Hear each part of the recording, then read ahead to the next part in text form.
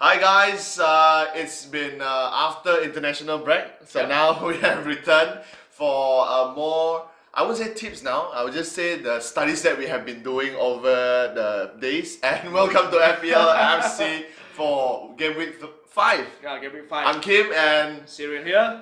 we're gonna talk about the same. We're gonna talk about our backline, midfield, and also the attacking. Alright, so you can straight away start with Yeah, the I defense. think at this moment a lot of us have already maintained our goalkeepers. But if you Sure. are looking at changing your goalkeepers, then the top pick right now is Edison Santana de Moraes from Manchester City, because a lot of people are thinking that he's having a very easy fixture, and a lot of people are considering their next opponent is a guarantee lose punya lah. So they will guarantee win. So 22.8% have selected him as a goalkeeper, and he's only 6.1 million. Expensive for a goalkeeper, yes, but then again, his points has been increasing from game week 1 until game week 4. So that's something that you should look at or look into. Whereas some other goalkeepers, they are up and down, especially De Gea.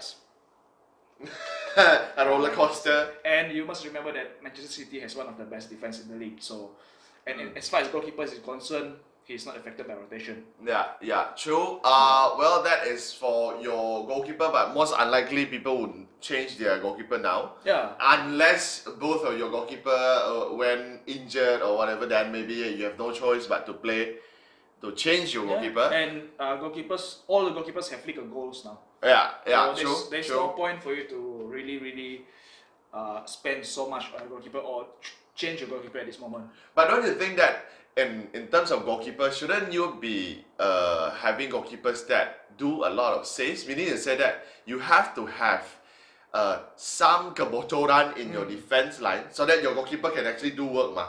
If not, your goalkeeper won't be able to perform with just the defense line stopping all the attacks. Yeah, but then again, they also rely on clean sheets. True. So against a team like Norwich City, they are doing a lot of what they call it counter-attacking. Yeah. There is a chance that he will still be doing a lot of saves, because Norwich City is known to be very dangerous in these counter-attacking things. They have Pukki as Yes, well. especially have Timo Pukki right there. So I think he will still be doing a lot of saves. Okay. And the backline is still okay. functioning. Okay, alright. Okay, that is the goalkeeper. And we're going to move on to the defenders. Defenders, surprisingly, this player is from Southampton, Jannik van der Gaard, 5.0 million. He's playing in Sheffield United next. He's only selected by 2.5% of the managers, which makes him a very good differential. And if you look at his form, he has been performing very well from game week 1 to game week 4. It's an uptrend. Okay. So he's on fire. So if you play for fantasy football for all this while, you have to always choose a player who is on form. On form. If they're not on form, there's no point to gamble your points to get them, because there's a chance they won't perform. Yeah. But of course, there might be possibility that you think he's on form, you put him in, and then you triple captain him, but he did not do anything. Exactly what happens to my Raheem Sterling last week. Oh no, 2 weeks ago, whereby I triple captain him, but apparently him and Mo Salah did not really perform on game week 4. Interesting. All these star players, sometimes they tend to not perform at the same time. Yeah. So everybody like lose points at the same time. So well, that is quite a bad week, but well, that is last week. I'm going to add in one more before you have another one, I believe. Yeah, I do. Yeah, do. So my pick here, I do not know why. As I mentioned, this week I'm still wearing Manchester United shirt, although they're not performing. But my highlight is yes, Van Dijk or Robertson had been owned by a lot of managers, but I think worth the mention now would be their Trent Alexander-Arnold, which had 11 points for game week 4. Okay. And I think that next upcoming fixture, as Liverpool, I think they have a great chance to keep a clean sheet. If not, most likely it seems to be Jurgen Klopp is playing quite an attacking, even though to the defense line.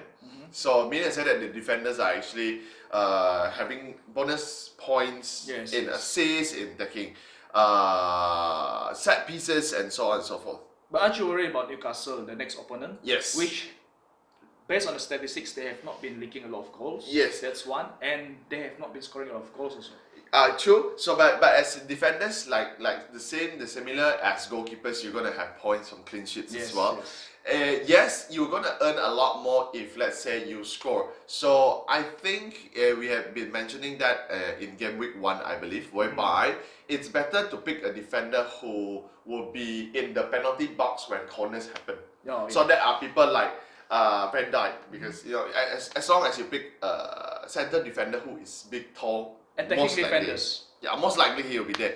Because like Robertson, he has a lot of points last season is because he had been attacking in the down the flank. So that is what exactly happened to Alexander-Arnold. So I see at a point at a price of 7.1 is a bit expensive. And like you mentioned, it might be a gamble as well, when especially to see them gonna face Newcastle. Yeah, but And Chelsea after that. But then again, they are playing at home against Newcastle. Okay. And Liverpool has a very good record against At home. At home, yes. Yeah, so that would be our another pick for our defender, and we have one more. This one is regular. I think for the past 2 weeks I've been always mentioning him, Lucas Digne. Yeah. From Everton, 6.1. His price has increased because everybody is flocking to buy him. Yes. He only earned 5 points against Wolves during the last games. Game week 4. Game week 4. But his next opponent is Bournemouth, which is still finding the rhythm, and he's an attacking attacking defender which will start. So he's one of the star defenders at the moment. So I see him as a good choice. If you have him, you don't throw him away, just keep him on. And also another reading that we found out, I found out is also, if now you do have a Liverpool defenders in your lineup, do not change them until at least 2 more matches to come. Why? Because, like said, I do not think that they will have a big.